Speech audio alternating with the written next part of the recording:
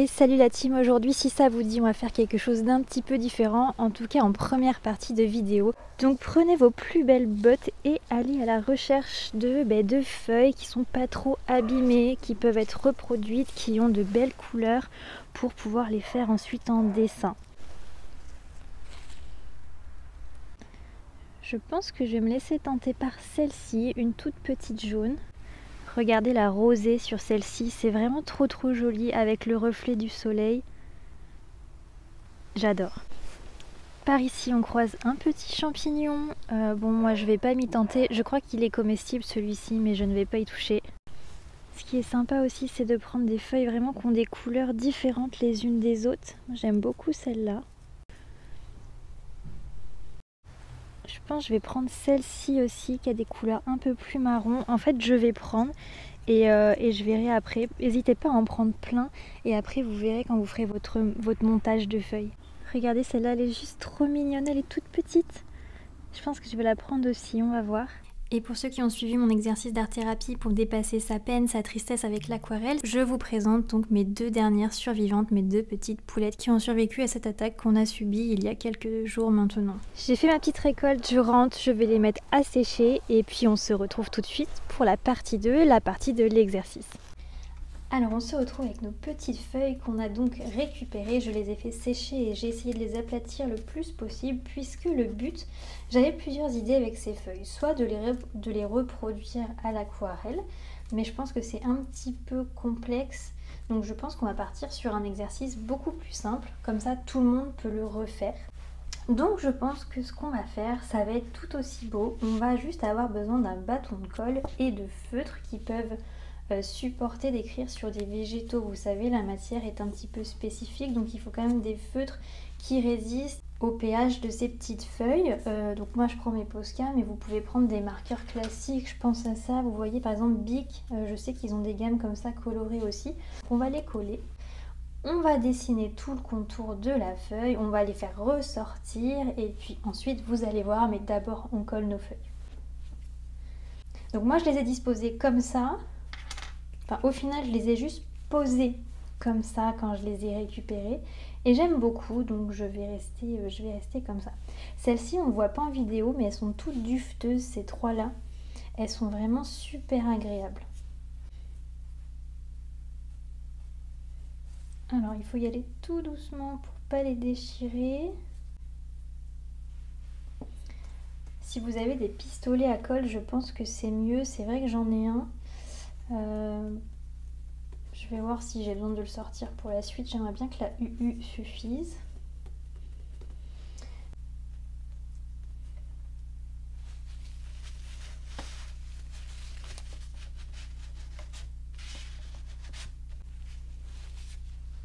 Alors c'est pas très esthétique, mais les grosses comme ça qui rebiquent un petit peu, n'hésitez pas à poser un poids assez lourd dessus pour que ça tienne.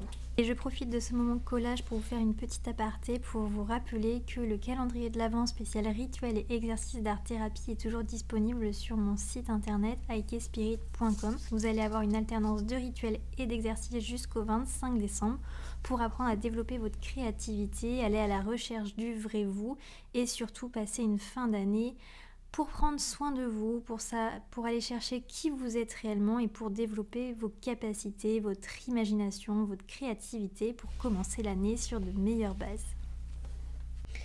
Voilà, j'ai collé toutes mes feuilles et j'en profite pour vous préciser ce qui va vraiment être intéressant avec cet exercice, c'est de vous apprendre à travailler avec du vivant, entre guillemets, puisque les feuilles sont tombées de l'arbre, donc elles sont mortes. Mais ça reste une matière vivante à la base et vous voyez quand vous avez sélectionné vos feuilles, vous n'avez pas eu la main, vous n'avez pas eu le choix sur la forme, la couleur. Certaines ont des petits trous, certaines ont des taches, on doit faire avec.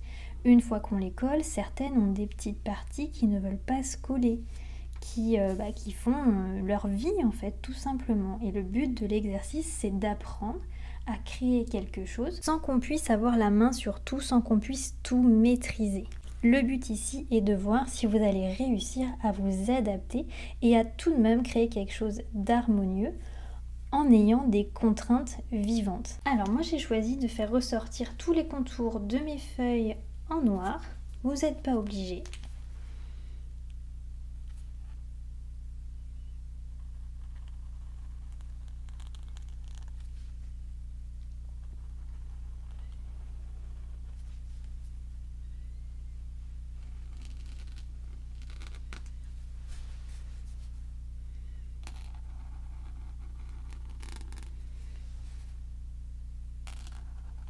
Vous pouvez aussi faire un fond, pour ceux qui aiment la peinture, à la peinture juste avant de commencer l'exercice.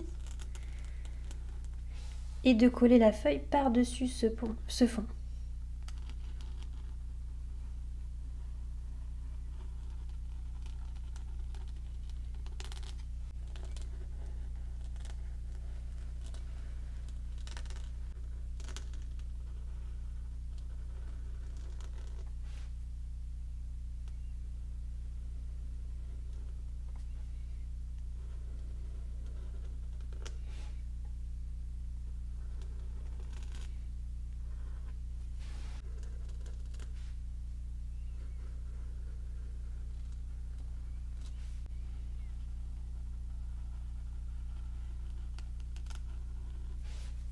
Voilà, donc une fois qu'on a fait les contours, on va pouvoir mettre en valeur toutes les particularités de ces feuilles. Une fois que l'exercice sera fini, n'hésitez pas à presser votre feuille dans, vous savez, entre de gros livres pour faire comme un herbier, vraiment bien les aplatir.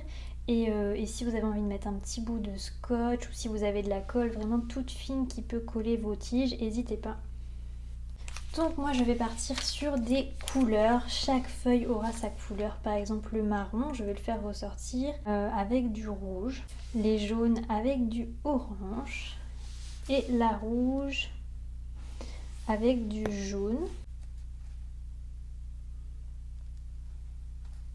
Le but est de mettre en couleur ce que vous avez envie de mettre en couleur sur cette matière.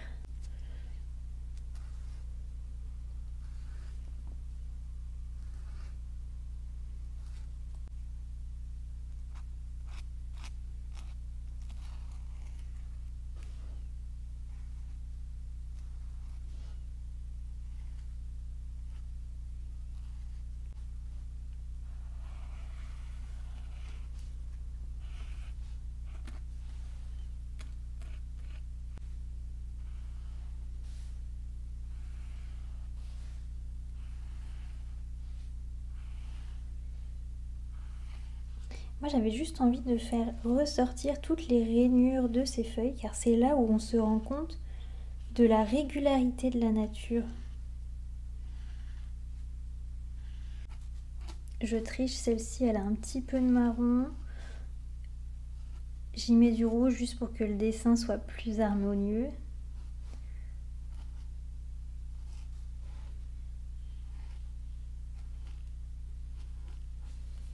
Et tout du long de l'exercice, essayez vraiment de ressentir cette connexion avec la nature, cette connexion qui va nous manquer pendant tous ces mois d'hiver où il fait froid.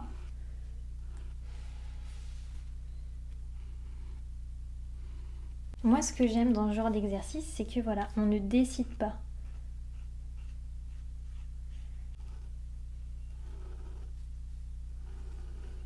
Nous, on se contente de sublimer, de mettre en couleur ce qui est déjà présent.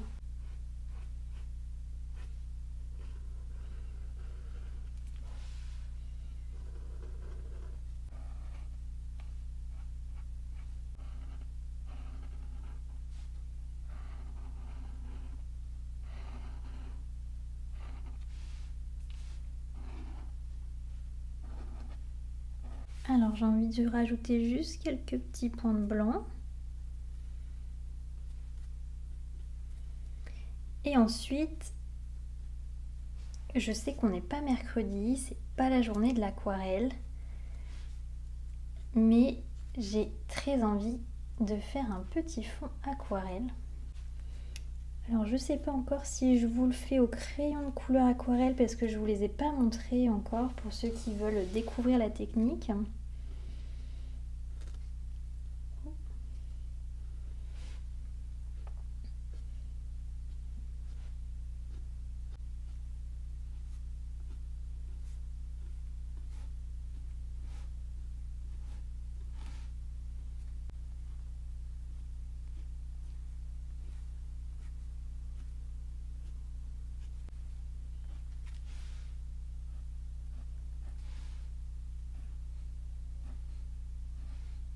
Allez, je remonte avec les crayons de couleur aquarelle avec le petit pinceau à réservoir que je vais aller remplir. Et je vais essayer d'en profiter pour faire une sorte de dégradé. Donc je vais prendre des couleurs, j'ai envie de rester sur le même thème de couleurs, donc on va prendre du rouge. On va commencer un petit peu plus foncé et on va aller sur un dégradé, hop, hop, qui va tirer jusqu'au jaune. Allez, je me chauffe, on va faire un dégradé avec toutes ces couleurs. Comme mes feuilles, au final, je ne l'ai pas fait exprès, sont plus foncées de ce côté-là et plus claires de ce côté-là, je vais commencer le dégradé, je vais le faire en diagonale. Je vais le faire comme ça. Alors, les crayons de couleur aquarelle, rien de plus simple. Il suffit de colorier et ensuite de mouiller pour que les pigments se diffusent.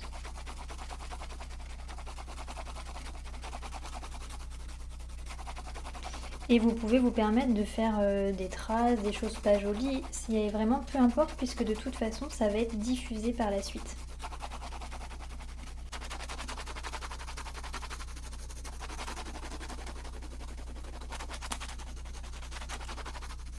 Alors j'ai pas du tout taillé mes crayons. Pour que le dégradé soit bien uniforme, n'hésitez pas à repasser avec vos couleurs les unes sur les autres.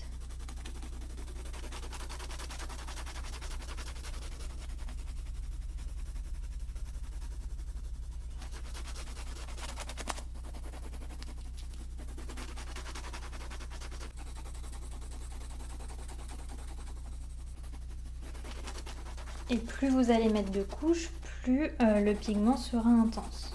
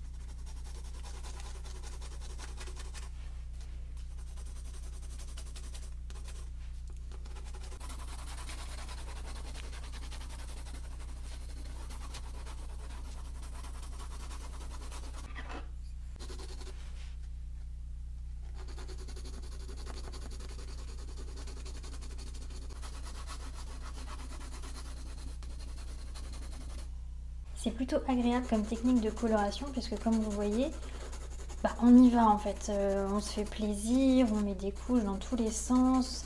C'est pas grave s'il y a des traces.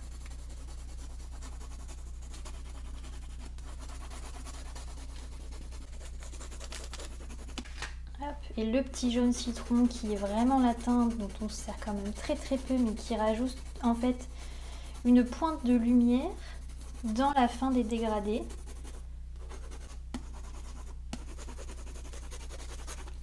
On va utiliser le pinceau à réservoir.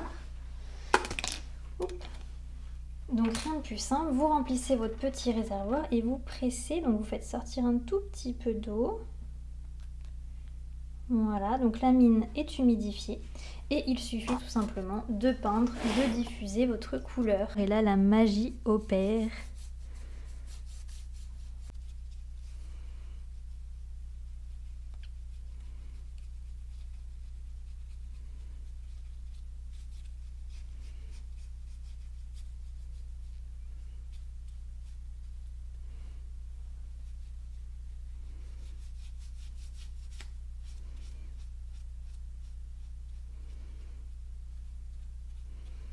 Et par contre, ce que je vous conseille pour les dégradés, vous avez vu, j'ai essayé de colorer dans un même sens.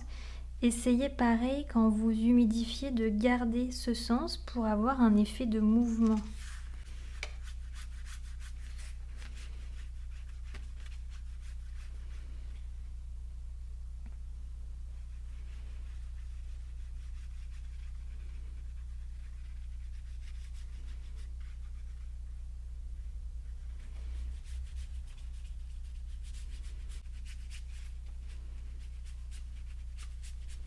Je suis quand même sacrément fan de l'aquarelle parce que vous voyez, c'est une technique qui est quand même très très simple. En fait, généralement, on en a peur, mais il faut pas. C'est une technique qui est très très simple et qui est très très agréable à travailler.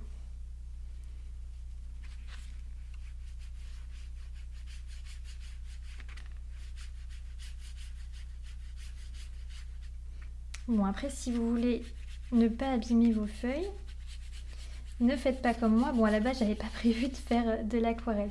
Mais détachez votre feuille à l'avance et posez-la sur un support plat. Ça évitera d'abîmer les feuilles en dessous.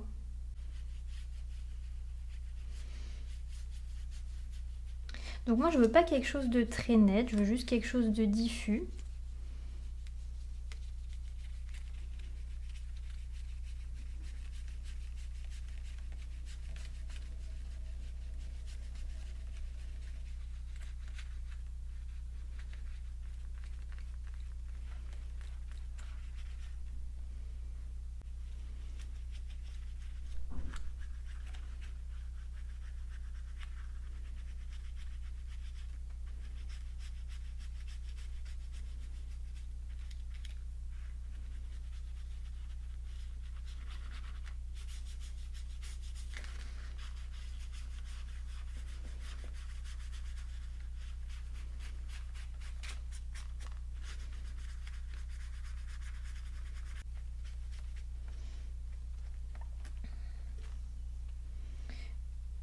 Et du coup, comme j'avais pas prévu de faire de l'aquarelle, donc j'ai pas un super papier pour l'aquarelle.